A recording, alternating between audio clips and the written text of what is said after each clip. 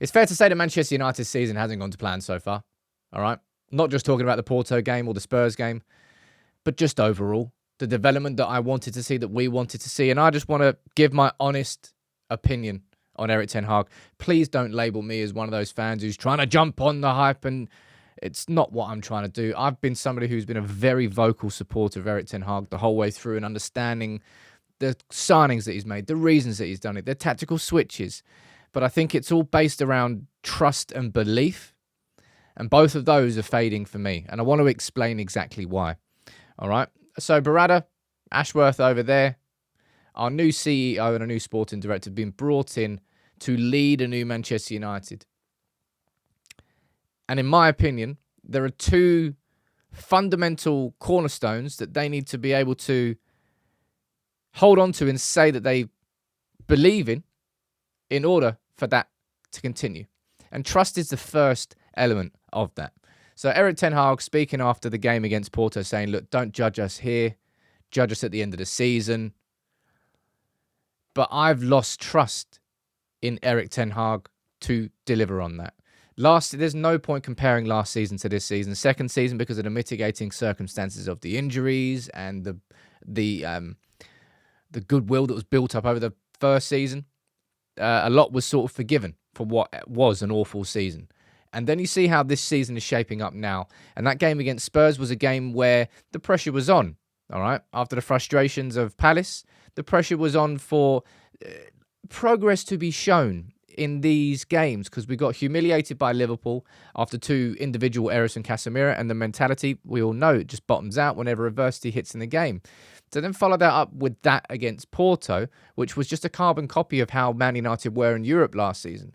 We signed Ugarte to try and shore us up in midfield, but Ugarte was overlooked. Was it because of fitness-related issues? I don't quite know. But Ten Hag decided to stick with the system that he had last season, and chaos ensued. Because mentality, it's not there. Now, I did this video before the season. I said that these are the things that I need to see United developing. Controlling games. Mentality-wise, being able to deal with adversity, rotation, all these things. And I've just got a lot less trust now, and I'm just speaking about myself personally, in Erik Ten Hag to be able to follow through on that process than I had before. And when it comes to belief, I think if trust is revolved around Erik Ten Hag as our head coach, and me trusting in Erik Ten Hag, belief is around the system that he has at Manchester United. All right. And I really think that the inverted fullback role of Diogo Dalot is quite fundamental to the weaknesses that we have on that left-hand side right now. The complications that I think the players don't seemingly understand, still don't understand that system. I think Dalot's playing it quite well, but it's leaving so much space. And team, it feels quite easy to set up against United, and I would expect Aston Villa to do the same. Overload that right-hand side, probably Rodgers, probably Leon Bailey going down that, get an overlap, because you know full well that Dalot's going to invert, or maybe he won't. But that system was used well, the inverted fullbacks, it's grown in importance this season, and maybe it's grown in understanding for Dalot, but it's certainly not brought the improved build-up play that it is designed to bring. And as I said, belief in the system, the same system that we ended up using against Porto that we saw last season, that saw us concede 3 away to Galatasaray, 2-0 lead we had there. Was it a 2-0 lead against Copenhagen before Rashford's ridiculous red card? And then we fell apart there. Bayern Munich, we were 1-0 up. Were we 1-0 up? No, I think we were playing well. And then we didn't score, and then Onana had the mistake. I think either way, it's not just in Europe, right? Man United are open with Ten Hag's system, and my belief is becoming less and less in the system that it can work. And my belief certainly, when it comes to the mentality of this team, it just continually seems to be further and further away from where I'd love it to be, and where I think it should be for Manchester United. Now, that comes with being the pressure of being a Manchester United player and manager, part of it, yeah, sure. But the coaching setup should have been able to improve it. And instead, it's just that same throwing away a 2-0 lead, just like we did last season. So that's repeated mistakes and a pattern over a long period of time where things haven't improved. And the league table speaks for itself. I'm not really focusing on the league table or focusing on individual moments. I'm just focusing overall on those two big concepts of trust and belief. And that's when I'm speaking for myself personally. Both of those have been damaged by what I've seen so far this season, and particularly this week. Now, Omar Barada was on the plane. He flew to Porto. Dan Ashworth was on the plane and he flew to Porto. You'll remember that at the start of September, Omar Barada and Dan Ashworth gave their first full interview to the UK press, and it was before the Liverpool game where they all just sat down with the press and they answered some questions. And Barada said at this point, he says, "Do we still believe in Erik?" And you'll see that word believe. That's one of the ones I'm focusing on here, and trust. And he said, look, Ten Hag's the right coach and that's why we're backing him.